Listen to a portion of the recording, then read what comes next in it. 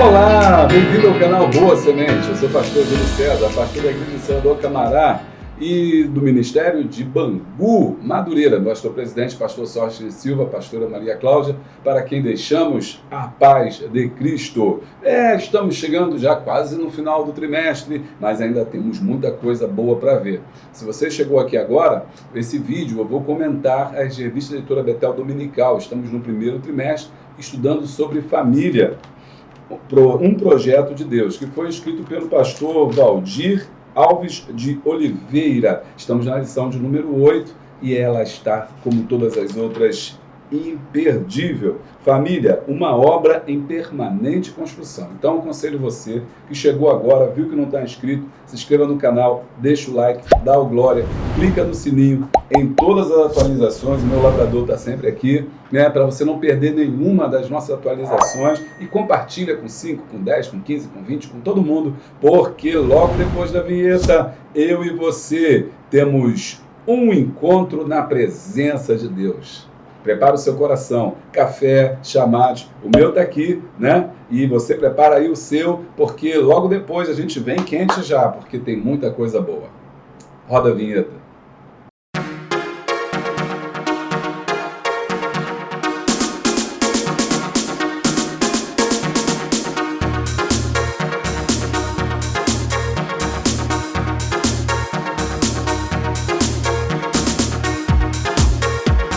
Ufa, já voltamos, foi rapidinho, né? Foi rapidinho, não deu tempo nem de pegar direito o café lá, né? Mas a gente já está aqui junto, porque a lição de hoje é uma lição, como todas as outras, muito abençoadas. Eu queria que você falasse conosco. Você gostou das lições? Você está gostando? Tá mesmo, tá sendo legal, tá sendo proveitoso. Fale de onde você é, como você me recebe, de onde que você, a igreja que você pertence. Aproveite para mandar aí a paz do Senhor para o seu pastor, para o seu professor. Você que é professor, manda aí um comentário para os seus alunos. Fala aí, fulana, estou sentindo sua falta, e compartilha o vídeo para ela. Ciclano, vem para a EBD e manda para essa pessoa. Eu gosto muito de ler os comentários, leio todos e respondo sempre que eu posso. E se você está pensando em como ajudar o canal Boa Semente, é muito fácil. Você pode ser membro do canal Boa Semente.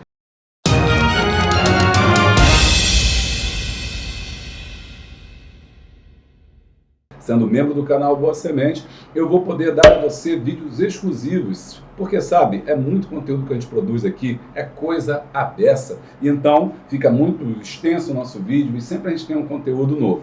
Se você for membro do canal, quiser ser membro, o link está aqui embaixo e você pode ser membro e aí você cancela quando puder. Mas não cancela não, fica com a gente. Cada vez mais está crescendo o número de pessoas que fazem parte do nosso clube de membros. Lá atrás, no final, também tem o seu nome como forma de muito obrigado. Mas se nesse caso você quer conteúdo, eu posso te dar, porque a gente também produz plano de aula exclusivo para todos aqueles que são apoiadores. Presta atenção, não são membros, são apoiadores. Em outro lugar, é no site do Apoia-se. Você entrando nesse site, você vai fazer o seu cadastro, colocar o seu e-mail, vai escolher o valor que você quer doar e todo mês vai ser debitado no seu cartão, no boleto ou mesmo no Pix. E aqui na sexta-feira, por aí, eu faço ali, eu compartilho com você o nosso plano de aula.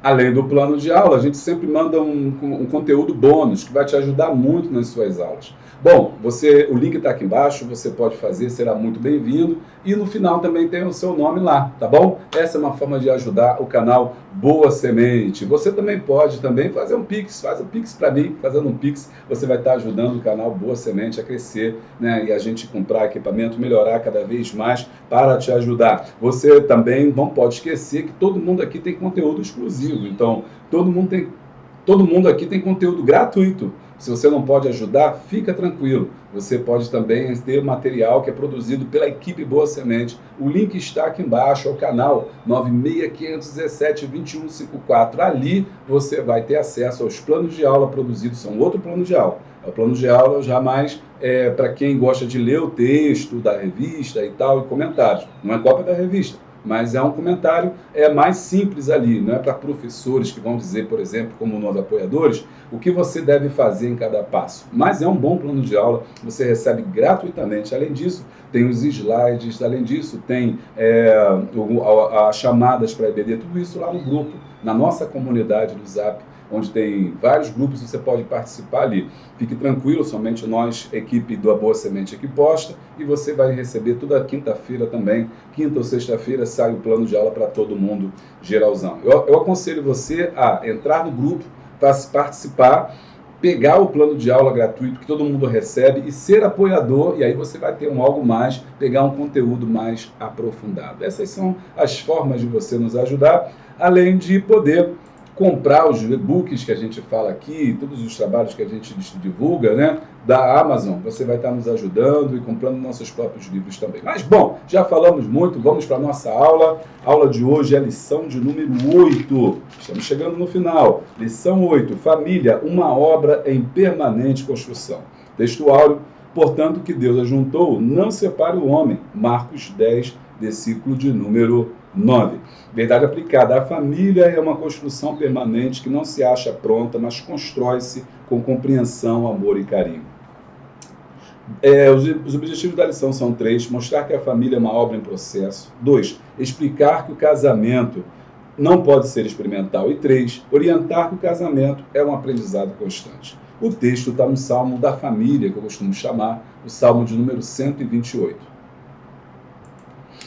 Salmo 128, versículo 1. Bem-aventurado aquele que teme ao Senhor e anda nos seus caminhos, pois comerás do trabalho das tuas mãos, feliz serás e te irá bem. A tua mulher será como uma videira frutífera aos lados da tua casa, os teus filhos como plantas de oliveira à roda da tua mesa. Eis que assim será abençoado o homem que teme ao Senhor, o Senhor te abençoará desde Sião, e tu verás o bem de Jerusalém em todos os dias da tua vida, e verás os filhos dos teus filhos, e a paz sobre Israel. Os hinos são 4, 5, 2, 107. Vamos falar com Deus? Senhor, nosso Deus, nosso Pai, mais uma vez estamos aqui, Pai querido, na Tua presença, para juntos estudarmos a Tua palavra. Te pedimos que o Teu Espírito Santo nos oriente, nos leve, nos conduza, Senhor, através dos caminhos das santas veredas, da justiça, dos ensinamentos, Senhor, das Tuas Escrituras. Pai, nos ilumine com a luz, Senhor, do conhecimento, do Espírito da sabedoria, para que possamos entender e assim viver uma vida de santidade em famílias, Senhor, nutridas pela Tua palavra, robustas, Senhor, na fé, firmes, ó Deus, firmes na rocha que é Cristo Jesus. Nos ajude a entender e a compreender tudo que vamos estudar aqui. Nos ajude não só isso, mas também viver aquilo que estamos estudando e compartilhar com a nossa classe, com os nossos alunos, nossos irmãos, daquilo que Tu tens nos dado. Senhor, jogue por terra todas as dificuldades, as barreiras, as imperfeições, completa, Senhor, naquilo que falta, nos ajuda, Senhor, nas nossas dificuldades, porque Tu és o Deus que, com certeza, Pai querido, tem nos trabalhado em nossa vida todo dia. Eu te agradeço, Senhor, por esses professores que estão aqui, te agradeço pelos superintendentes, pastores, amigos, por aqueles alunos que estão conosco e por esse canal, Senhor, que tem sido bênção na vida de tantas pessoas ao redor do Brasil. Obrigado pela nossa liderança, pelo nosso bispo, Senhor Deus, pelos nossos líderes, pelos nossos pastores, aqueles que estão acima de nós, ó Pai, que têm cuidado, nos direcionado para que possamos continuar fazendo a Tua vontade, e aqueles que estão debaixo de nós sejam abençoados, ó Deus, pela unção que tem despejado. Usa-nos, Senhor, mais uma vez, é o que nós te pedimos e agradecemos, no nome poderoso de Jesus. Amém. Irmãos, família é uma obra em permanente construção. O tema dessa lição eu escolhi para dar o título, para chamar a atenção da gente hoje, é construção. Família, ela é uma construção. Família não é algo que está pronto, que está acabado. Não é algo que a gente possa dizer que ela casou-se e já está pronta a família. Não existe um manual que a gente possa, quando casa, receber um manual, falar assim, olha, isso aqui é um manual para você aprender a ser um bom marido, isso aqui é um manual para você aprender a ser uma boa esposa, isso aqui é um manual para você aprender a ser um bom pai. Não existe isso, então é muito difícil, a gente aprende fazendo, a gente aprende na convivência. É uma construção, ou seja, ela está sempre progredindo, ela está sempre caminhando, ela está sempre crescendo, né, e se desenvolvendo. E é muito lindo entender isso, porque às vezes nós comparamos uma família com a outra, a gente olha a nossa família a partir do que a gente tem mesmo aqui aprendido, e começamos a pensar, bom, a nossa família não é aquilo que nós imaginamos, aquela nossa família não é tão abençoada como a do vizinho, a do nosso irmão, a do pastor, mas não se deve fazer comparações, porque famílias elas são únicas, né? Porque elas são formadas de pessoas únicas. O ser humano é único, você é único, sua esposa é única, e vai formar uma nova família, que é diferente dos teus pais, diferente dos teus avós, e vai ser diferente daqueles que virão depois, que são seus filhos. Portanto, não se preocupe em fazer comparações. Cada uma dessas nossas famílias, elas estão em níveis diferentes de aprendizado e de crescimento. Ok? O texto de hoje é o Salmo 128. E eu gosto desse salmo, também chamado por mim e muitos teólogos, de Salmo da Família. E é interessante que essa ideia de construção, ela está muito presente, embora muitas pessoas não percebam. Observe que ele diz, esse salmo fala com um homem. Ela não fala com a mulher, não fala com a família, não fala com os filhos. Ela está direcionada ao homem. E ela fala que feliz é o homem, bem-aventurado é o varão, bem-aventurado é o homem que teme ao Senhor e anda nos seus caminhos. Então, vamos entender o texto, fazer uma exegese aqui, né? De interpretar esses versículos e entender o que eles significam. E como nós podemos abstrair daqui, ou extrair daqui, estudos poderosos, né, para a nossa família. Bom, bem-aventurado aquele que homem, então, bem-aventurado é feliz. Só é feliz aquele que teme ao Senhor e anda aos seus caminhos. Então, não é qualquer homem. Não é qualquer família que vai ser abençoada, não é qualquer casamento que vai ser abençoado, não é qualquer união que vai ser abençoada, mas um homem que teme ao Senhor, ou seja, que procura andar, né, de acordo com o que preconiza a Bíblia. Embora eu tenha falado que não há um manual para a família, né, ou seja, que nos ensine a casamento, ou a ser pai ou a ser mãe, mas nós temos a Bíblia Sagrada e dela nós podemos extrair ensinamentos ricos para o nosso crescimento espiritual. Então, quando nós andamos nos seus caminhos, nos seus mandamentos, um homem é feliz. Por enquanto eu estou falando só com o homem. Porque no versículo 2, ele fala também do homem e a segunda pessoa. Pois comerás do trabalho das tuas mãos, feliz serás e te irá bem. Ou seja, trabalho. Aqui está essa ideia já presente do trabalho. E aqui quando fala trabalho, significa construção, significa desenvolvimento, significa aperfeiçoamento. Significa que o homem precisa construir, que isso é construído pelo homem, tanto o homem ou a mulher, a família é uma construção, e a construção dá trabalho.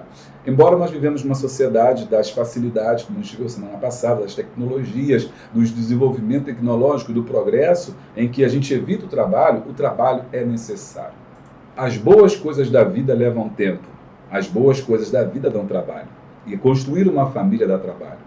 E é por isso que no versículo 2 diz, comerá do trabalho das tuas mãos, feliz serás e te irá bem. Versículo 3, a tua mulher será como uma videira frutífera ao lado da tua casa, os teus filhos como plantas de oliveira à roda da tua mesa. A primeiro momento, a gente imagina que esse texto é um texto meio que coloca a mulher é como uma videira frutífera. Tá, mas a gente tem que entender o que é uma videira. Bom, uma videira é uma das árvores mais importantes nessa sociedade antiga, no Oriente Médio, no contexto em que a Bíblia foi escrita. Era da videira que se produzia o vinho, que retirava através da uva. Você pega a uva, deixa que ela esmaga, processo de esmagamento, né? E depois envelhecimento, se transforma no vinho, que é a bebida principal dessa região. A videira significa vida. Ela é frutífera. Agora, só que a gente tem que entender e aprofundar o texto, entender que não é de um dia para o outro que você constrói uma videira, que você tem uma videira. Uma videira precisa de preparo, anota aí, preparo, então você tem que preparar a terra, você tem que cultivar a terra, você tem que arar a terra, ok? Então, existe um preparo para que você possa ter isso. Número 2, dá trabalho, porque não é qualquer solo, não é qualquer local. Então, tudo isso são questões para você ter uma mulher que você possa dizer que ela é uma videira frutífera. Há todo um trabalho, um preparo antes, ok? Porque senão a gente faz uma leitura, não, e a mulher, você não é uma videira, por que você não é uma videira? A Bíblia tem que ser uma videira frutífera. Você não está sendo uma videira frutífera na minha vida. Ora, para que a mulher seja uma videira, pressupõe-se que primeiro alguém plantou a videira. Ou seja, como Efésios capítulo 5 vai dizer que o marido deve amar a sua esposa. Como é que ele cultiva isso? Através do amor. Como é que ele prepara isso? Através do amor. Ele prepara esse terreno, ele cultiva esse terreno, ele nutre esse terreno. Então, 3 aspectos da videira: preparo, cultivo. E o terceiro, trabalho. Porque dá trabalho você ter uma videira, não é em qualquer lugar que nasce uma videira. Ah, eu andei pela rua e encontrei uma videira ali, brotou do nada. Não, ela dá trabalho. Assim também é um casamento, assim também é um relacionamento. Então, para a mulher ela ser a videira frutífera que Deus quer que ela seja, há de ter um preparo através do homem. Quarto ponto também para a videira é a proteção. Porque você não pode deixar uma videira vulnerável, porque naquele momento, naquele lugar, a videira é tão valiosa que as pessoas elas roubavam, as pessoas depredavam, as pessoas destruíam. Então é preciso que haja proteção. 4 elementos fundamentais no casamento. Tá gostando? Deixa o like e dá o glória. Continuando a nossa exegese para entender a família, então a mulher é videira frutífera, o homem trabalha para que isso aconteça e depois esse trabalho retorna para ele em benefício. Por quê? Porque ela está ao lado da casa e os filhos são como plantas de oliveira. Por que plantas de oliveira? Né? Porque a oliveira também tem um significado. Ela é também uma das árvores mais importantes. Ela produz o óleo. Esse óleo é importantíssimo, porque tudo que você imaginar vai ter o óleo da oliveira. Tanto na comida, até mesmo na iluminação, porque era usado para os candeeiros para poder iluminar. Então, o óleo é principal. Então, o óleo tem valor como alimento, anota aí, o óleo tem valor como na saúde, porque faz bem à saúde. O óleo tem propriedades curativas, né, porque era muitas vezes usado nos machucados, nas feridas, para poder cicatrizar. E o óleo é uma questão econômica também, ele traz riqueza, que você pode vender, ele é caro. Então os filhos simbolizam o quê? Saúde, alimento e riqueza. Olha que interessante quando a gente entende a Bíblia, né? Isso é estudar a Bíblia. Isso é por isso que você está aqui nesse canal, e é por isso que eu estou aqui com você, para a gente estudar a Bíblia, a gente entender, ter um entendimento. Então, muitas das vezes, o homem não entende esse texto e culpa a mulher por não ser videira, os filhos por não ser oliveira, ou então ele acha que casou, isso vai ser automático. Não, isso dá trabalho. Isso é um processo. Tanto para você ter uma oliveira, quanto para você ter uma videira, você precisa cultivar, você precisa cuidar, você precisa proteger. E aí, depois ele diz no versículo 4, o homem será abençoado, assim será abençoado o homem que teme ao Senhor. Ele terá filhos como uma oliveira, uma mulher como uma videira frutífera. O Senhor então o abençoará desde Sião, e verás o bem de Jerusalém todos os dias da tua vida, e verás os filhos dos teus filhos, e a paz sobre Israel. Uma família que é construída assim, através que o homem entende o seu papel de cuidado, de proteção, de preparo, de cultivo, ele então tem uma família abençoada. E uma vez que ele tem essa família abençoada, ele é alcançado pela bênção da longevidade, que está no versículo 6. E verás os filhos dos teus filhos, e a paz sobre Israel. Então, quando o homem ele se coloca nessa posição de trabalho, de construção, ele consegue desenvolver, ter uma família extremamente abençoada. O texto que a gente estudou, Salmo 128, e hoje nós estamos vendo, nós estamos trabalhando, então, essa ideia da construção e a relação entre construção e trabalho, porque construir dá trabalho. Dito isto, eu vou resumindo, então a gente chega ao final dessa introdução com 2 ou 3 pontos importantes, né? Primeiro, nenhuma família está pronta. Eu queria que você pensasse sobre isso. Nenhuma família está pronta. Todas as famílias estão sempre evoluindo, crescendo, melhorando, buscando cada uma do seu modo crescer. Então, por isso, não há de ter comparação. E comente aí. Tem muita gente que fica de olho na grama do vizinho. Comente assim: cuidado, não fique de olho na grama do vizinho, porque essa grama pode ser sintética. É verdade. Às vezes fica observando a família do outro e quer que nossos filhos sejam igual aos filhos dos outros, quer que o nosso marido seja igual ao marido de fulano, de Bertrano, mas se esquece que não é assim que funciona. Cada família tem a sua família e cada família está em construção e ela está em desenvolvimento, ela não está acabada ainda. Enquanto estivermos nessa terra, nós estaremos em construção e as nossas famílias também em desenvolvimento. Número 2, cada família tem um ponto de partida, né? Cada família tem um ponto de partida. Uma parece que está mais adiantada, outra parece que está estruturada, outra parece que nem tanto, mas ela é individual. E número 3, o tempo é fundamental na construção da família. As boas coisas da vida, ela leva um tempo. Então, uma família, ela não pode ser julgada pelo que ela faz, pelo que ela tem, pelo que consegue. mas é o tempo que vai dizer todas as coisas. Então, quanto mais convivência entre o casal, entre o marido e a mulher e os filhos, quanto mais tempo de relacionamento, melhores vão se conhecer, se entender, se respeitar. Ou seja, o tempo é fundamental para o sucesso da família. Muitos lares fracassam porque querem resultados imediatos. 2, 3 anos de casado, já brigam, já querem separar, não entendem o projeto de Deus e acham que começam a comparar com famílias estabelecidas como dos seus pais, por exemplo, e não é assim.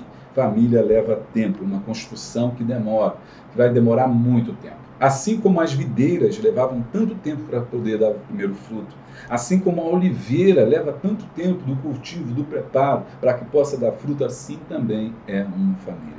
O importante é que você valorize a sua família do jeito que ela é, entenda que ela tem as suas dificuldades, as suas imperfeições, e é por isso que estamos querendo melhorar, estamos estudando, para que possamos crescer na graça do conhecimento e construirmos famílias sólidas, famílias abençoadas, famílias cheias de Deus, da graça do Senhor.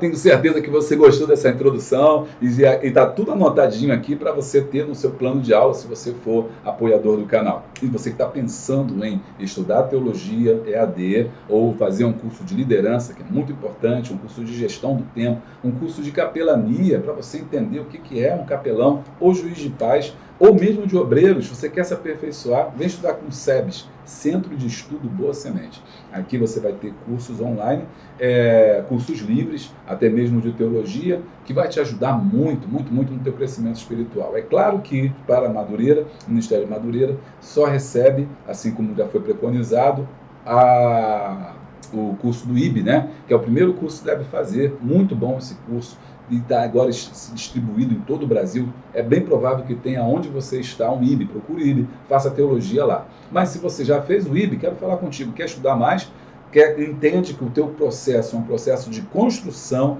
cada dia você está querendo melhorar mais, vem estudar comigo também, que eu tenho certeza que vai te acrescentar muito, e o saber não ocupa espaço. O link está aqui embaixo, gostaria muito que você fosse um dos meus alunos, faz e você vai gostar. Uma família não se faz de um dia para o outro. A construção de um bom relacionamento familiar leva tempo e precisa de uma semeadura, diária. Você vai construindo. Todos nós somos eternos aprendizes em matéria da família. E aqui eu quero trazer para você a ideia de um ninho, né?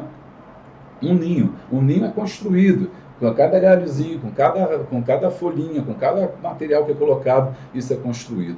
E não só, eu acho que não só os pais constroem isso, mas também os próprios filhos constroem. As pessoas que estão na casa têm a obrigação de cultivar e de construir a casa, a família que desejam. Não é só criticar, é entender que isso leva tempo, é preciso de semeadura diária e que todos são responsáveis por ela. A família é uma obra em processo. A definição de processo é um conjunto de medidas tomadas para atingir objetivos, é um processo.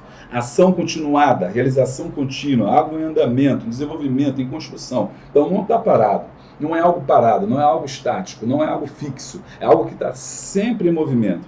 Casamento não vem pronto, se constrói. Casamento não é sorte, loteria, mas é uma construção diária. Boa. Então, eu vou casar para ver se dá sorte, vou casar para ver se acerto, se mudo de vida, não. Marido não vem pronto, você faz. Você tem o marido que você faz. Esposa não vem pronta, você faz. Você tem a esposa que você faz. Eu costumo dizer que cada um tem o marido que merece. Não corta essa parte.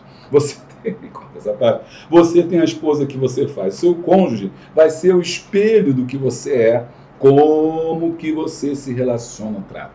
Que é muito interessante, eu costumo dizer, aprofundar até mais, né? Eu acredito que o homem não faz uma mulher, mas a mulher faz um homem.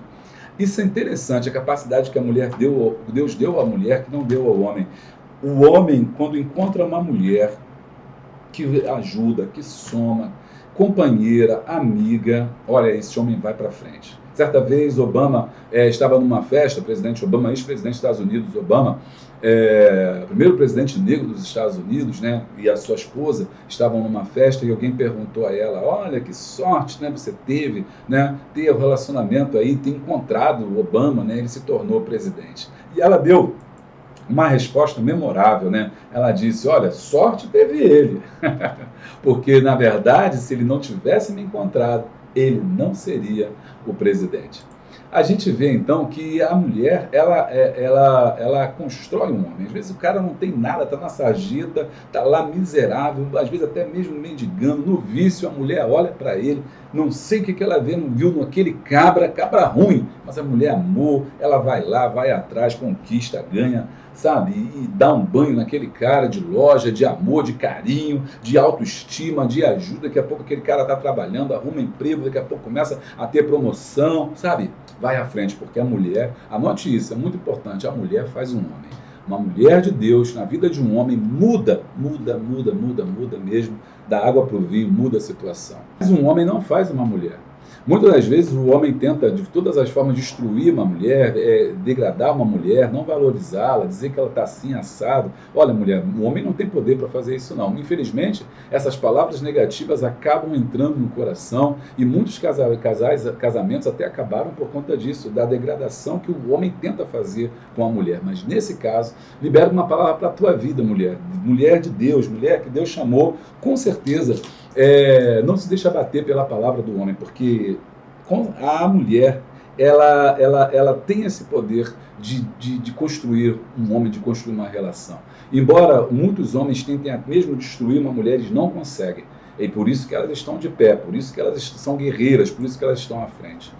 Por outro lado, uma mulher que não tem Deus no coração, ela consegue destruir uma família. Ela pega homens, às vezes, que estavam lá em cima, homens de sucesso, mas olharam para o lugar errado, se deixaram levar pelo pecado, foram seduzidos por elas e elas arrancaram tudo, tiraram e hoje estão na miséria. Porque uma mulher, ela constrói um homem, mas ela também destrói um homem. Então isso é muito importante, essa construção, esse processo. Cabe ao homem encontrar a mulher, por isso que a Bíblia diz que a mulher virtuosa, quem a achará? Né? Estou romântico hoje, hein? A mulher virtuosa, quem a achará? Seu valor excede o dos rubis, ou seja, não é fácil encontrar uma mulher virtuosa, uma mulher que ame realmente o marido, que ame a família, que cuide dele. Se você encontrou, você deve cuidar como uma coisa mais preciosa que você tem na sua vida. 1.1. O que foi construído junto é mais sólido e difícil de desconstrução. Tem um cônjuge que constrói junto e tem um cônjuge que busca o conforto de algo pronto. Ou seja, tem gente que está ali para construir, sabe? Como eu falei, pegou aquele relacionamento, uma pessoa difícil, trabalhou, vamos lá, você vai conseguir, nós vamos vencer, vamos sair dessa crise e vence. Casamento não se vende na loja da esquina nem no shopping. Casamento é um processo que dura a vida toda. Ou seja, nós estamos sempre procurando vencer. Aí você lê as referências. Ao nos casarmos, não esgotamos e não chegamos ao fim do processo. Depois virão os filhos. Depois eles se casam, juntam-se a nós, os genros, as noras, pessoas vindas de outros ambientes, culturas, outras criações, e precisamos aprender a conviver. Interessantíssimo. Depois chegam os filhos dos filhos, os nossos netos, alguns alcançarão bisnetos e uma nova experiência. Ou seja, cada momento é um novo ciclo, né? Cada fase é um ciclo, vamos nos adaptando a cada etapa. Porque, e é isso, você primeiro casou, só tinha os dois, vocês tinham uma forma de se relacionar, uma forma de se falar, uma forma de conviver, depois chegaram os filhos, e aí tem um novo ambiente, você tem que precisar entender, por exemplo, o homem tem que entender que há muitas transformações. A mulher vai passar por transformações físicas, por transformações psicológicas, vai ter um novo bebê, uma nova criança. Aquele ambiente que era dividido entre os dois, agora vai ser mais um. E com certeza, muito daquele carinho, daquele afeto que o homem recebia da sua esposa, agora vai ser direcionado para o filho. Isso é normal. Por isso que tem que haver sabedoria para entender que é um novo tempo, é um novo ciclo. E quem vai ser agora o objeto do carinho, do amor, é o filho. É um novo momento. Depois você tem um filho e vai ter uma fase, vai ser diferente. Vai ter outro filho, vai ser diferente também aquele outro filho. Porque são fases da vida. Ao você olhar para trás, você vai ver o quanto você mudou quando você casou, quando que você pensava, as suas expectativas, o que você achava. E com o tempo elas foram sendo construídas e você foi mudando, e a sua esposa também, e a sua família também. E é importante se adaptar ao novo, se adaptar ao processo, se adaptar às coisas, às novas pessoas que vão sendo incorporadas na sua família, as noras, os genros, né? Os netos que vão chegar. Da mesma forma, ser incorporado a outras famílias, a família da sua esposa ou a família do seu esposo. Ou seja, é um processo de construção, é um processo de ciclo, e nós temos que ter sabedoria para entender. 1.2. No começo do casamento não sabemos de quase nada.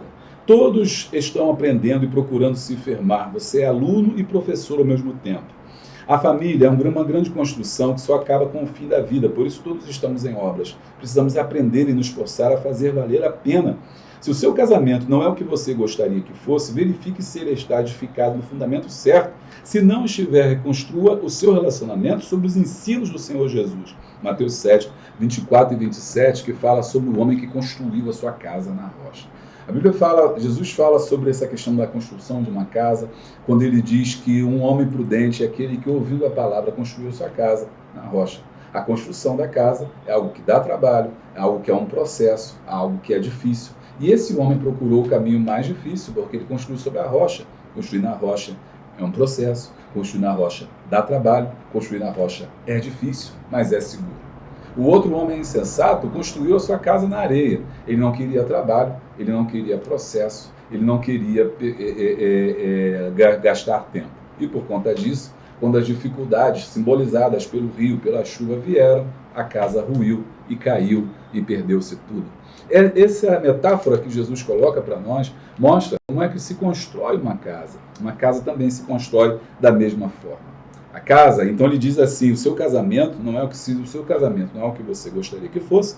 Verifique se você também não está errado, qual é o conceito que você está baseado. E aí, trazendo para o nosso ambiente cristão, nós podemos dizer que o conceito que nos rege, o conceito que nos regra, não são as filosofias humanas colocadas, não são aquilo que o mundo nos preconiza, mas aquilo que Deus tem para nós. E aquilo que Deus tem para nós, ou seja, o projeto de Deus para nós, está baseado na palavra de Deus. A minha família, ela está sendo construída em cima da rocha, que é Cristo Jesus, em cima da palavra também, que é o mesmo símbolo da rocha. 1.3. Não existe casamento perfeito, porque somos imperfeitos. Estamos prosseguindo para alcançar a perfeição. Efésios 4.13 e Filipenses 3.12. Não existe casamento perfeito, mas existe casamento 100% possível de convivência, né? Ou seja, pessoas que estão dispostas a mudar, pessoas que estão dispostas a crescer. O que vale a pena na vida precisa de esforço. Para tudo na vida tem um preço. Quem não quer pagar, desista. Casamento não é diferente, é um esforço contínuo para viver. Eu falei no começo, né? A nossa abertura dizendo as boas coisas da vida levam tempo. Uma boa comida leva um tempo, né? Para você preparar, para você cozinhar, para você fazer, vai no forno, leva tempo. Bons perfumes para ser produzidos levam tempo. Tudo que você imaginar, que você pensar, não é feito de um dia para o outro, leva esforço, leva trabalho. Assim também é a família. E ela não está perfeita, mas ela está sempre nessa ideia desse processo de construção. O casamento perfeito é uma utopia. O que é utopia? É algo inalcançável. Não existe casamento perfeito. Mas um casamento de sucesso é quando você pode dizer um ao outro tudo ou qualquer coisa sem segredos, mentiras ou reservas. Ou seja, o casamento de sucesso é aquele que está querendo melhorar, que está progredindo, que está se conhecendo mais, está se respeitando mais, está se amando mais. Quem fez o próprio projeto foi Deus. Então, o projetista orienta a construção de acordo com as normas traçadas, que estão na Bíblia Sagrada. Agora, vou falar com você que quer ser também um professor de EBD. Tem um livro aqui sensacional que a gente fez, que é Como Dar uma Aula Transformadora. Eu tenho certeza que você gostaria de transformar a vida dos seus alunos, daqueles que te ouvem, daqueles que te assistem. Mas existem técnicas que eu conheço que eu posso passar para você. Eu fiquei estudando longos esses anos, trabalhando com cursos de diácono, com cursos de obreiros, com cursos de EBD, e reuni as principais técnicas necessárias para você dar uma aula transformadora. Que você saia do blá blá blá, sabe, da mesmice, que tenha motivação, que tenha transformação de vidas. O e-book está aqui embaixo, você pode baixar ele, está com desconto especial para todo mundo que está assistindo esse vídeo. Entra aqui na Hotmart, você baixa ele, e é baratinho e vai ficar barato para você. Investimos muito tempo e conhecimento nele, mas para você vai ser quase de graça. Mas vai nos ajudar também se você comprar. Como dar uma aula transformadora? Adquira já o seu e-book, porque agora a gente vai para o tópico de número 2. 2. O casamento não pode ser experimental. Precisamos nos conscientizar de que o casamento é definitivo até que a morte os separe. Eu acredito nisso. Não é até que surge um problema, uma dificuldade, um descontentamento, uma crise. E aí, hoje em dia, justamente isso, a gente está vivendo um tempo dessa experimental, né? Vou casar para ver se está certo, e a pessoa está no primeiro, no segundo, no terceiro casamento. Não. A Bíblia diz que o casamento é algo, tem que ter algo sólido. Muitas das vezes, a expectativa com a qual nós casamos, acaba se concretizando nas nossas ações. Então, nós não temos aquela ideia de um casamento duradouro ou de que vamos viver o resto da vida com uma pessoa, por causa daquele pensamento pós-moderno que a gente está estudando, que a gente é tão superficial, é tão fluido, e a gente não se vê com a mesma pessoa há anos e anos. Então, quando você diz que tem 20 e poucos anos de casado, por exemplo, eu tenho 29 anos de casado, as pessoas perguntam como você consegue viver tantos anos casados. Eu não vejo essa pergunta, não tem sentido para quem ama, não tem sentido para quem está em construção, porque o meu casamento são 29 anos de casamento com uma mesma pessoa, mas que cada dia nós estamos em transformação. Eu não sou o mesmo, ela também não é, mas o legal disso é o respeito mútuo e que nós entendemos que é um projeto para a vida. É assim que nós temos que entender o casamento como um projeto para a vida. E esse projeto para a vida, ele não foi criado por mim, ele foi criado, instituído pelo próprio Deus, pensado pelo próprio Deus, que entende, compreende o ser humano que ele mesmo criou e por isso ele cria esse projeto tão glorioso da família. Então, se nós vamos casar com esse pensamento de casa hoje, separa amanhã, nosso casamento está fadado ao fracasso. E aí, nesse tópico 2, ele vai elencar para a gente esses principais problemas aí colocados, né? Bom, no 2.1, casamento não pode ser descartável. Precisamos preservar e fazer vontade de Deus para alcançarmos promessas. Quem dá o sim precisa ir até o fim, não pode ser descartável, que significa pode ser jogado fora, né? Nós vivemos nesse tempo descartável, de relações descartáveis, de ambientes descartáveis, pessoas descartáveis, relacionamentos descartáveis, mas nós cristãos não podemos nos conformar com isso. Entendemos que isso é uma construção e que vai levar tempo. Talvez o seu marido não seja quem você quer, você gostaria que fosse, mas você precisa entender que é uma construção onde você constrói o outro também. À medida em que eu construo o meu relacionamento, eu construo o outro também. Eu construo o outro com as minhas ações, eu construo o outro com o meu pensamento, eu construo o outro com as minhas opiniões, com as minhas observações, com as minhas atitudes. Da mesma maneira, o outro também me constrói. Então, só dizer que botar a culpa em alguém, achar o culpado, o meu cônjuge, alguém, não, você também está nesse processo de construção. A questão é saber se você está construindo certo, se você também está contribuindo para o crescimento do seu relacionamento. Uma vez que a gente já aprendeu lá no tópico 1, que dá trabalho, que leva tempo, que não está acabado, que não é perfeito, mas vale a pena. Amém? Uma crise, se todas as crises acabassem em separação, em divórcio, não teria mais ninguém casado. Muitos pensam e falam, vou me casar, se não der certo eu separo. Já ouvi muito isso no gabinete pastoral. Mas a Bíblia, Marcos 10, 9, que Deus ajuntou, não separe o homem, foi o que Jesus disse, o desejo de Deus. Eu costumo então dizer que esse é o desejo de Deus, que nós fiquemos casados. O divórcio, ele não é uma solução. O divórcio, ele é uma porta de escape, uma porta de ajuda, é algo que a gente deve ser a última coisa, quando não tem mais jeito, e aí sim vamos para o divórcio. Mas ele não deve ser uma solução possível, não deve estar na agenda do casal o divórcio. Ninguém casa colocando na sua agenda a possibilidade de divórcio. Ninguém casa para dar errado, ninguém casa para ser infeliz. Nós casamos para ser feliz e apostar nesse relacionamento. Agora, se aconteceu o divórcio, entenda que não foi um projeto, algo que Deus planejou para nós, mas que nós não temos, por algum problema na nossa construção, por algum problema no nosso cotidiano, por algum problema das nossas relações, porque eu talvez tenha construído mal, porque talvez eu tenha tido pressa na construção, porque talvez eu não tenha entendido o tempo, que ele não estava maduro ainda, mas que com o tempo ele iria melhorar, e eu apressado eu resolvi terminar, ou porque eu não construí o outro da melhor maneira possível, eu não coloquei no outro o material necessário para que ele fosse construído da melhor forma, ou porque eu mesmo não entendi que eu preciso cuidar, preparar. Ela vinha, né? Eu só quis me alimentar dela, mas não quis trabalhar para que aquilo desse certo, e aí depois vem o divórcio. Isso não é necessariamente uma questão que Deus planejou, mas que Deus permitiu por causa das minhas próprias ações. Não está no projeto de Deus, não é a razão principal pelas quais as pessoas se casam.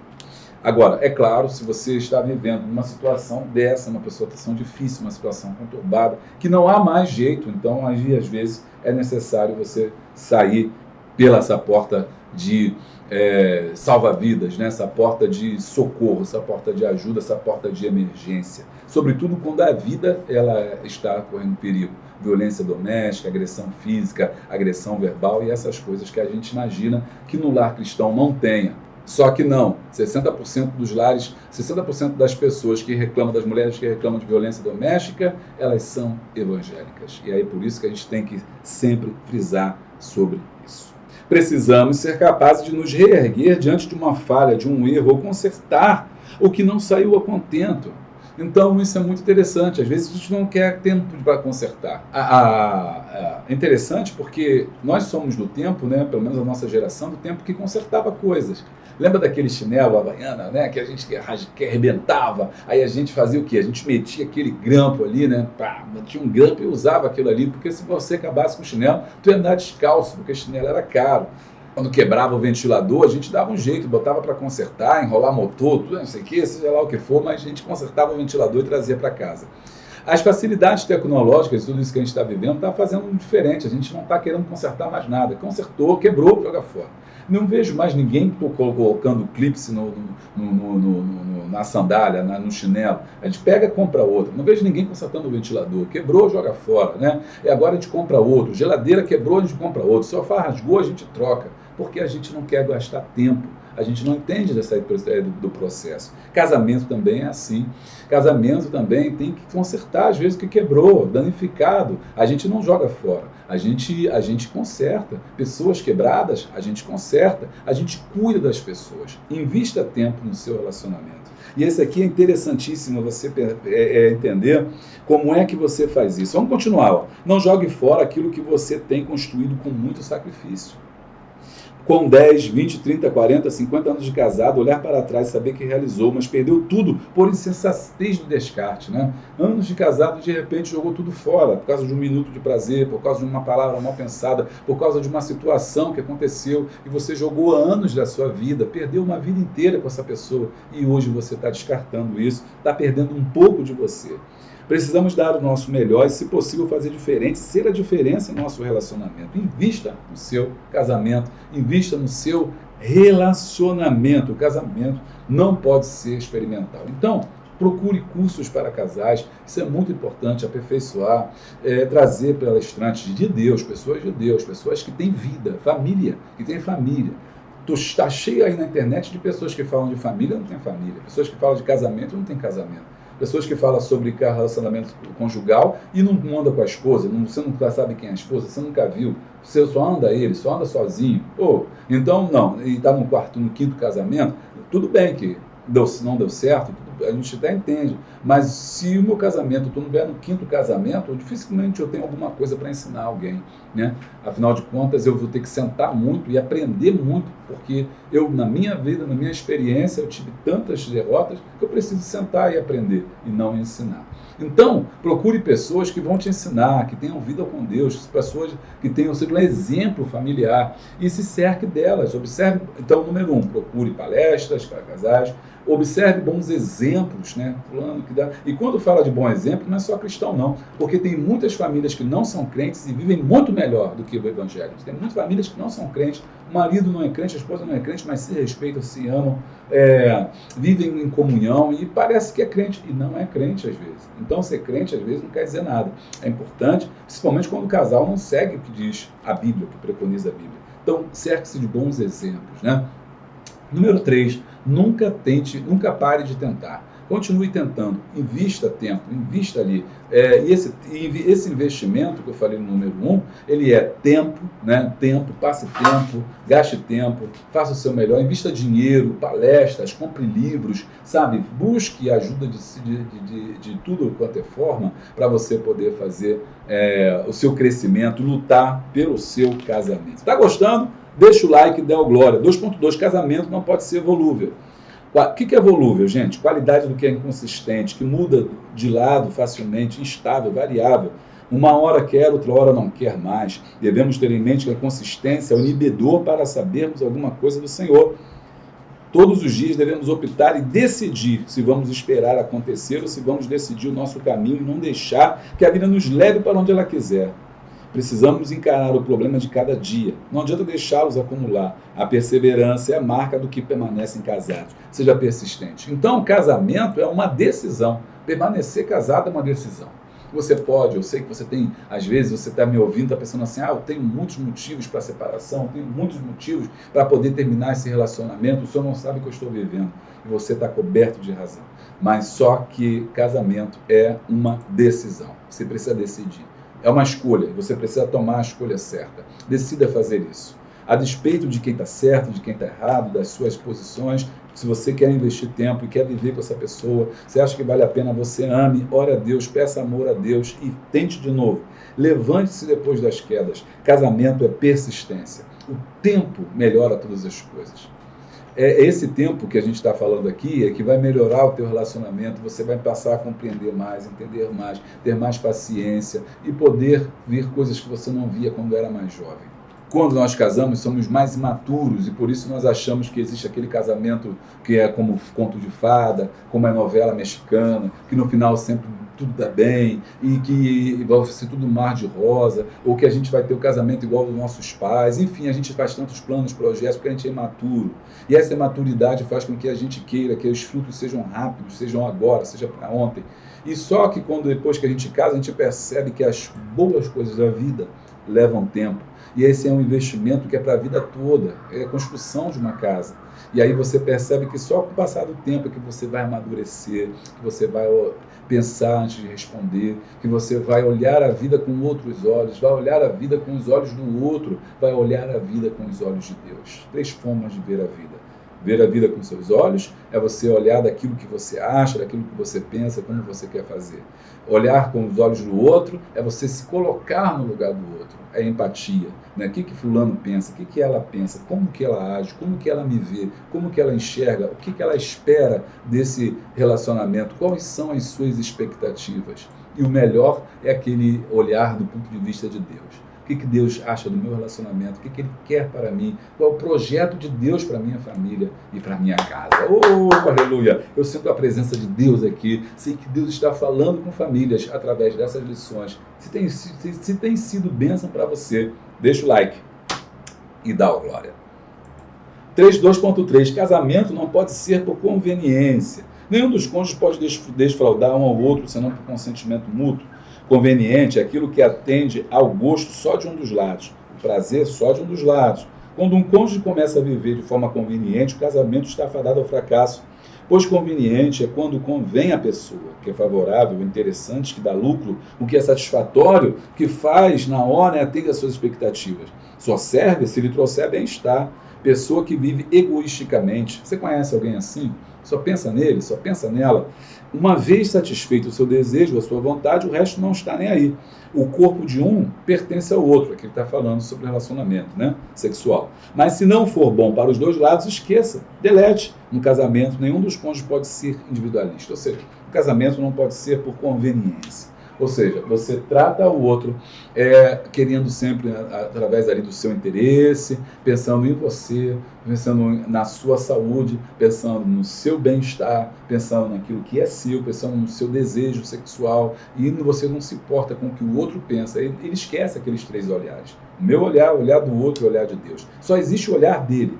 Primeiro ele, segundo ele, terceiro ele. Ou primeiro ela, segundo ela e terceiro ela. E só. Esse casamento não pode ser assim, não pode ser bom só para um, tem que ser bom para o outro. Assim como todas as relações, todas as sociedades, todas as convenções, as uniões, tem que ser bom para ambos. Se não é bom para alguém, saia disso. Se não é bom para você, se não é bom para o outro, saia disso. Esse não é o desejo de Deus, não é a vontade do Senhor para a sua vida. Ei, agora não acorda, não dorme não, que você vai acordar, porque tem um curso para professor, que eu falo sempre e você não faz. Curso para professores de escola bíblica dominical, o link está aqui embaixo. Se inscreve lá, vem aprender a dar uma aula abençoada.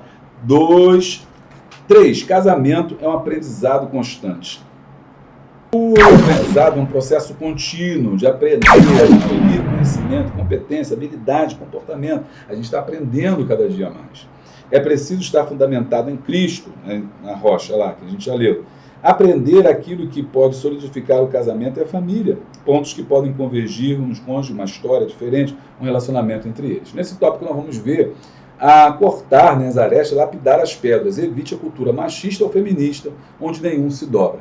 E aqui ele vai tratar de 2 pontos, 2 culturas que elas estão aí, tanto o feminismo quanto o machismo. Primeiro a gente vai ele lida com o machismo e depois ele lida com o feminismo. Preste atenção, esse tópico é muito importante.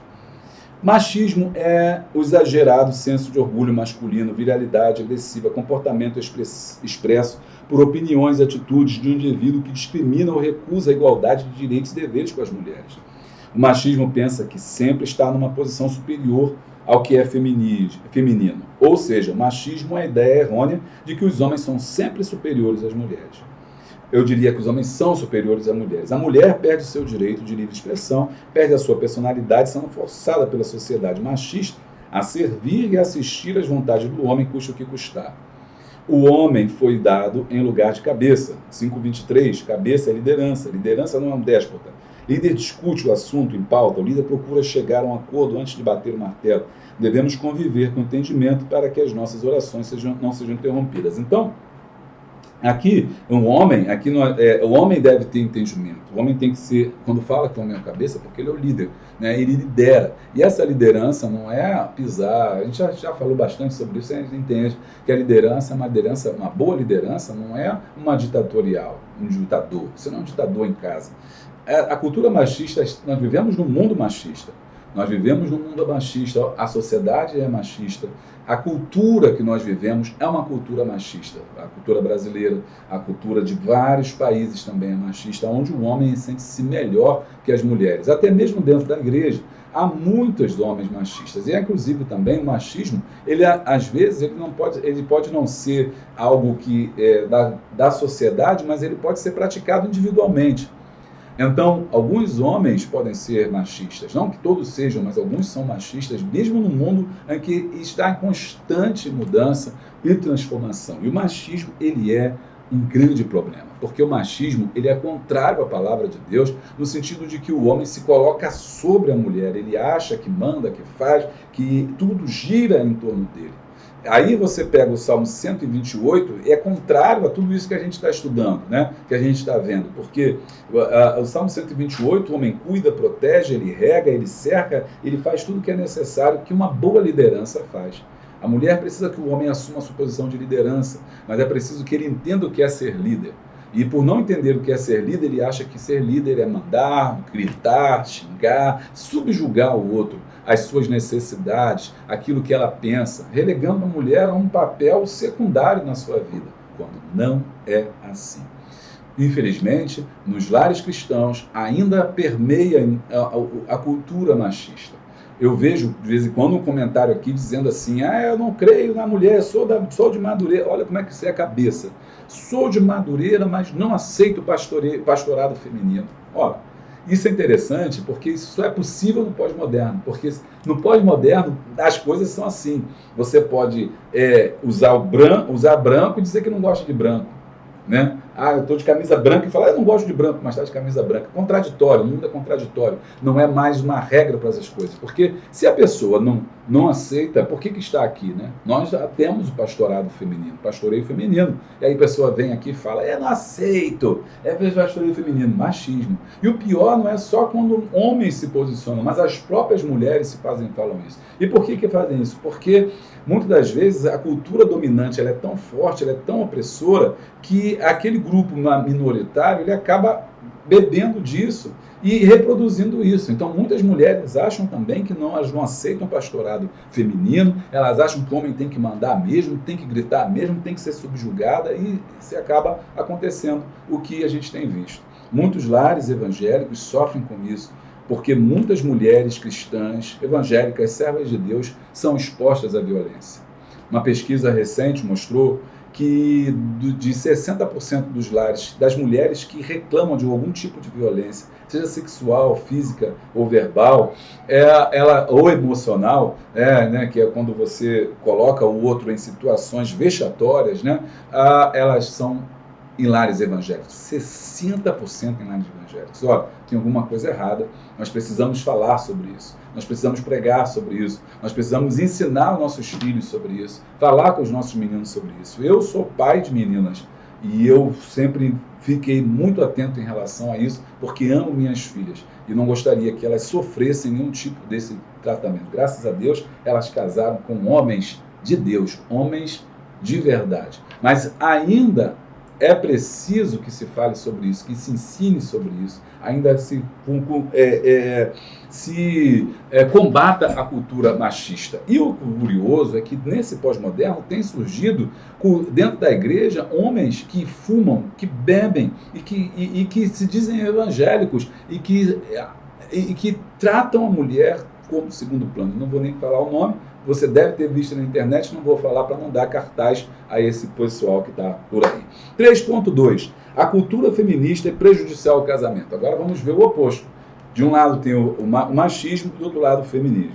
Feminismo é uma doutrina que preconiza o aprimoramento e ampliação do papel e dos direitos das mulheres na sociedade. Pede o fim da sociedade patriarcal, reivindica a igualdade política, jurídica e social entre os homens e mulheres.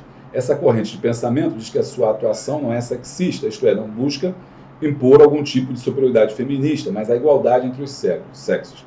O feminismo não quer emancipar somente no mercado de trabalho. A principal crítica feita a essa corrente é de valorizar excessivamente a condição econômica, cultural e colocar a mulher na dominação do homem. O feminismo procura apontar que os indivíduos são iguais ou possuem os mesmos valores dentro de uma sociedade. A mulher foi dada como submissa. Aí ele faz, a revista, ele vem descrevendo o que é feminismo, eu vou comentar isso aqui, depois ele traz um versículo que não é um versículo mais adequado, porque olha só, a mulher foi dada como submissa ao seu marido. Se você não entende o que é submissão, você cai no machismo. Então esse não é o melhor reforço para combater o feminismo, que eu vou explicar aqui.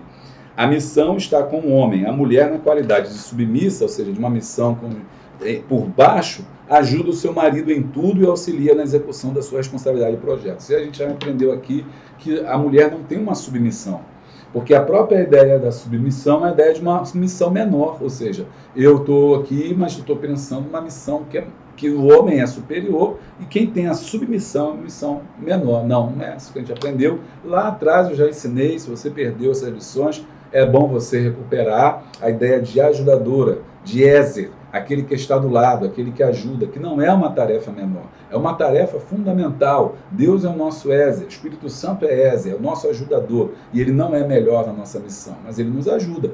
E então, esse é o entendimento.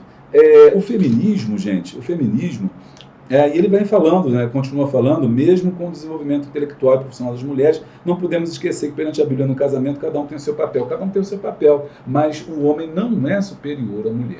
Não se trata de ser feminista, se trata de ser justo. Não, a cultura feminista, ela está colocada aí, mas a ideia de que o homem é superior à mulher, se você fala isso, você cai de novo naquilo que a gente chama, né, de machismo. quando você diz que a mulher é superior ao homem, ou seja, cada um tem seu papel, a mulher é ajudadora, a mulher tem que ser submissa. Então você cai de novo no machismo. Como fugir disso? Entendendo que o machismo é errado, entendendo que o feminismo radical também é errado. O feminismo ele nasceu basicamente na Europa, né, após a Segunda Guerra Mundial, que ele vai tomar muita força, porque até então as mulheres eram um pouco valorizadas no mercado de trabalho. Com o fato de que os homens vão cada vez mais para campo de guerra, estão trabalhando na Inglaterra e na França, cada vez mais eles vão indo para a guerra e morrendo no campo de batalha, as mulheres vão ser absorvidas nas fábricas, sobretudo para produzir armamentos, cintos, capacetes, equipamentos DNA e por aí vai. E aí as mulheres, depois da Segunda Guerra Mundial, elas vão ter um papel fundamental, mesmo porque a taxa de homens, né, vai diminuir brutalmente por causa da guerra, muitos vão morrer, muitos não vão voltar para casa, e essas mulheres elas vão assumir um papel de liderança. E aí tem um movimento feminista que vai buscar o espaço da mulher no mercado de trabalho. Começa na França, depois na Inglaterra, as mulheres reivindicando igualdade entre homens e mulheres, né, no ambiente de trabalho, tendo em vista o bom desempenho que elas tiveram na Segunda Guerra Mundial. Essa corrente, na verdade, né, do feminismo já nasceu lá no Iluminismo. A ideia de que todos são iguais, né, perante a lei, veio da Revolução Francesa também. A ideia de que não existia nenhum grupo social com privilégio. Mas foi na Segunda Guerra que ganhou muita força. Essa corrente ideológica ela chega também nos Estados Unidos, né, e nos Estados Unidos ela ganha um novo contorno. Enquanto na Europa era a ideia de trabalho, de igualdade salarial, de ocupação de direitos e também do voto também, que era importante, que muitas mulheres em muitos países europeus não tinham direito a voto, nos Estados Unidos esse feminismo já teve mais a ideia de liberdade sexual. E a gente tem as mulheres, muitas das vezes, lutando para ter igualdade sexual em relação aos homens, a questão do corpo, a questão do aborto, elas não se sujeitando a um casamento, não querendo mais ter relacionamento casamento, não querendo mais ter filhos, dizendo que o corpo pertence a elas. Então, tudo isso é o feminismo americano também, que vai ganhar força também a partir dos anos 80, sobretudo, né, com a liberação sexual, esse feminismo cada vez mais forte. O Brasil e a América Latina recebe tanto o feminismo que vem da Europa como o feminismo que vem dos Estados Unidos. E no Brasil tem a luta pelo trabalho, melhor igualdade, reconhecimento e voto, também a liberação sexual, né? Bom, ao longo do tempo, esse feminismo foi mudando até chegar ao que é hoje. Por exemplo, lá atrás o feminismo dizia que a mulher tinha que ir para casa. A mulher não podia ficar em casa, a mulher tinha que trabalhar. Hoje, o feminismo que existe, não o feminismo radical, mas o feminismo que existe, ele já diz, não, a mulher é livre, até mesmo para ficar em casa. De maneiras que há muitas pessoas na igreja, ou até mesmo, né, o feminismo cristão, que é uma ala da igreja que defende o feminismo. Não esse feminismo que está na revista, esse feminismo radical. E qual é o mal desse feminismo radical? É que esse feminismo radical que está aqui na revista, né, é aquele que quer colocar a mulher acima do homem. Qualquer relação onde a mulher também, ou qualquer um dos dois esteja acima, está errado. O homem querer ficar sobre a mulher, né, subjugar, está errado. Mas a mulher também querer subjugar o marido também está errado. Quando a mulher ela quer ocupar esses espaços dentro da família, ela não respeita o seu marido, não respeita a autoridade que Deus deu de liderança, ela não atende às expectativas dos papéis que são diferentes, e isso é importante entender, claro, e ele acerta, como diz aqui, os papéis são diferentes, o papel do marido é um, o papel da mulher é outro, cada um tem a sua possibilidade, as suas ações, as suas habilidades, elas são diferentes, né? E a gente precisa entender muito isso, a gente precisa compreender muito isso, né? E quando a mulher não entende isso e ela quer se colocar no lugar do homem, vai dar problema. Infelizmente, mesmo na igreja, tem muitas mulheres que não aceitam a liderança masculina, não aceitam o seu papel de esposa em casa, ela acha que tem que mandar, ela toma a frente mesmo, ela manda, ela faz, e quando isso acontece, é muito ruim. Porque quem sofre é a família. Então, qual é o preconizado? O que você, pastor Júlio, entende? Nem o machismo, nem o feminismo radical. O importante é o equilíbrio, é o convívio dos dois. É bom também notar, interessante, que nós evangélicos também sofremos tanto a influência do machismo, que está disseminado na cultura cristã, mas também o feminismo. Por quê? Porque esses movimentos, quando eu falei para vocês, da França, da Inglaterra, dos Estados Unidos, ele também é um movimento que vai ganhar força mesmo dentro da igreja. Tem uma autora muito importante, que é uma autora uma cristã, que vai beber do feminismo. Inclusive é ela que vai criar a primeira Bíblia, a chamada Bíblia feminista, né? A Bíblia da mulher, desculpe, não a Bíblia feminista, mas a Bíblia da mulher. A Bíblia da mulher, ela foi pensada, aqui cunhada, né, por uma teóloga, Elizabeth Cady Stanton. Ela é a primeira que fundou aí a Bíblia americana. E por que a Bíblia da mulher? E por que essa Bíblia da mulher aí era importante? Porque ela fazia com que a Bíblia fosse lida a partir da perspectiva feminina. Pode parecer um assunto muito complexo, não dá tempo de você entrar na EBD, eu estou tocando aqui porque é importante você saber, mas o gênero é importante quando você lê a Bíblia, né? Porque dependendo do ponto de vista, dependendo do texto que você estiver estudando, do assunto que você estiver estudando, se for uma ótica feminina, pode ser completamente diferente daquilo que você está vendo.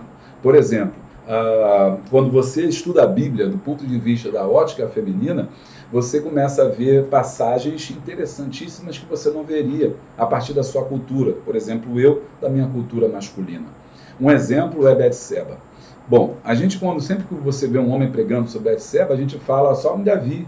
A gente fala em Davi foi, tomou ali, ele estava ali, não foi para a guerra, e aí viu Betseba, e aí a Betseba estava tomando banho, ele foi lá, teve um relacionamento com ela, mas nunca você vê do ponto de vista da mulher.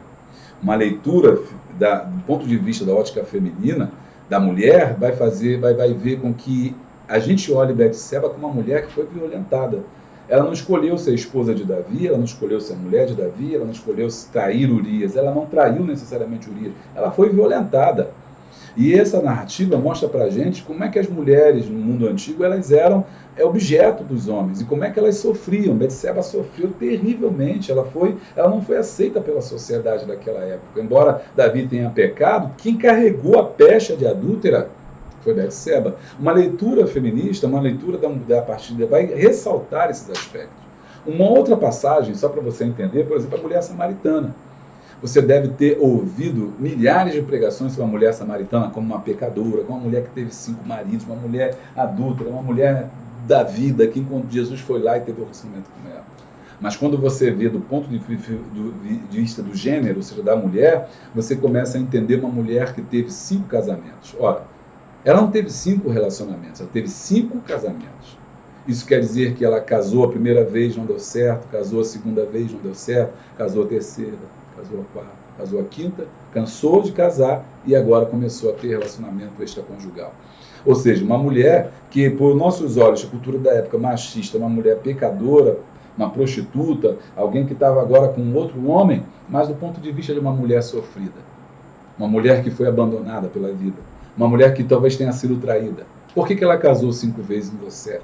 Será que ela era ruim? Será que foram os homens que deram a ela carta de desquite e ela cansou? A gente não sabe. Mas o fato é que Jesus encontrou uma mulher amargurada na beira do tanque. Isso é uma narrativa feminina. Então, observe, isso é importante. Hoje nós temos cultos que as mulheres é que pregam. Isso é interessante. A mulher que prega no culto da Síbia, a mulher que traz uma palestra para a mulher, tem eventos só para mulheres. Então, tudo isso, de certa forma, é uma influência do feminismo. Então a gente tem que saber separar feminismo, como esse aqui, radical, que é esse que preconiza a mulher superior ao homem, a mulher querendo fazer as mesmas coisas que os homens, querendo ocupar o lugar do homem, e o feminismo que entende o papel da mulher na sociedade, defende, por exemplo, que a mulher ganhe o mesmo salário que o homem, que a mulher tenha, já que ela desempenha as mesmas tarefas, que ela receba o mesmo salário. Porque hoje no Brasil, as mulheres ainda recebem menos que os homens, mesmo ocupando o mesmo cargo de salário. O mesmo cargo ali previsto. Está vendo como é que esse assunto é tão complexo? É um assunto que é muito difícil a gente lidar e que eu e você, como professores de EBD, precisamos estar atentos quanto a isso. Então, qual é o meu pensamento sobre isso? Rechaça o machismo, É errado, é antibíblico, e o feminismo radical que coloca a mulher acima do homem também. O que é preciso encontrar meio termo, é preciso encontrar o equilíbrio, o casamento de papéis. Cada um entendendo e compreendendo o que o homem pode fazer, o que a mulher pode fazer e como é que eles se completam para fazer e construir uma família abençoada. Bom, falando bastante, mas quem fala mesmo é o superintendente de EBD. Faz esse curso, tem o link aqui embaixo, é muito bom você fazer. Você vai aprender a montar uma escola bíblica dominical, mobiliar as classes. O que faz o secretário? Quem é o porteiro? Como é que você organiza uma escola bíblica dominical? Então, você precisa fazer esse curso conosco, curso para superintendente de escola bíblica dominical. O link está aqui embaixo. Também muita gente já fez, quem fez já gostou. 3.3, aprenda a aceitar o seu cônjuge e amar a si mesmo. Aí no ponto 3, no ponto 1 ele mostrou o erro do machismo, no ponto 3.2 mostrou o erro do feminismo, e agora a gente vai ver como é que as duas coisas, o ideal, né, do relacionamento conjugal. Aprenda a aceitar o seu cônjuge e amar a si mesmo. Compreender os limites das pessoas amadas, limite físico, intelectuais, laborais, sexuais, de paciência. Então, aceitar o outro como ele é. Às vezes a gente quer mudar o outro, né? Quer mudar a pessoa, mas não quer aceitar o outro. E isso é muito difícil. Porque, na verdade, ninguém muda ninguém, né? A gente tem que aprender a conviver. Aceitar as preferências, os hábitos, as tradições regionais da família e da igreja. Aceitar escolhas diferentes sem criticar ou reprovar. No lugar da crítica, precisa da habilidade para aconselhar sem ferir a pessoa amada. O elogio se esquece, a crítica se leva para o túmulo. Existem formas inteligentes de discordar de uma coisa não sendo deselegante. Quem ama o seu cônjuge, ama a si mesmo. E aqui está falando com o homem, tá? Aprender a se cuidar. Se o seu cônjuge me ama, ele nunca vai ser atraído por outra pessoa. Isso é utopia. Desculpe, ele é errado. Aprenda a se cuidar. Se o seu cônjuge se ama, ele nunca vai ser atraído por outra pessoa. Isso é utopia. O seu cônjuge está vendo gente interessante todo dia, gente bonita, gente bem vestida, gente cheirosa, gente que preenche os vazios que você deixa. É importante, né? A mulher entender, né? E o homem também, tanto o homem quanto a mulher, porque quando a mulher deixa uma lacuna, deixa um espaço, né? Com certeza esse espaço, com certeza não, porque se for homem de Deus, ele não vai se deixar levar. Mas infelizmente, muitas pessoas são fracas nesse ponto e acabam caindo por causa de espaços que alguém deixou no relacionamento. A mulher deixou espaço para o surgimento da pessoa. Da mesma forma, o homem também pode deixar espaço para outro homem, né? Quando ele não cumpre o seu papel de marido, quando ele não cumpre o seu papel de líder, quando ele é machista, arrogante, ignorante, então ele deixa espaço para outra pessoa surja. Esse é um perigo. Então eu tenho que ser o melhor esposo para minha esposa. Minha esposa tem que se cuidar para ser a melhor esposa para mim. Mesmo dentro de casa, cônjuges precisam estar asseados, arrumados e cheirosos. Aqui já é uma dica aqui por logo mais, né? Por logo mais, né? Então você dá ali, não, às vezes a pessoa quer um relacionamento todo sujo, né? O homem todo cheio de terra, todo cheio, acabou aquela obra, aquela cheio de massa na mão, quer ter, não dá, né? Não dá, tem que se assear, tem que se limpar, tirar aquela cueca furada, não dá. E a mulher, às vezes, com aquela roupa que ficou o dia inteiro, né? Aquela roupa lá com a camisa de político, né? Aquela de você. Não dá, né? Você também tem que se cuidar, não pode, tem que estar ali com uma roupa legal, cheirosinha e tal, tem um bom relacionamento. É isso que ele está falando aqui e é a alegria do casamento. Bom, a gente vai ficando por aqui, né? Conclusão. Ninguém se casa sozinho. Ninguém consegue uma vida matrimonial se não for construída a dois. Precisamos abrir mão dos nossos caprichos em benefício da família. Mais cedo ou mais tarde os ventos virão e o segredo está na base, no alicerce e no fundamento. Bem, eu vou ficando por aqui, então não se esqueça, se inscreva no nosso canal, deixa o like, dá o glória, clica no sininho em todas as atualizações. Assim, sempre tiver uma coisa nova, você vai ser avisado. Beijo grande, abraço forte e a paz! Bem.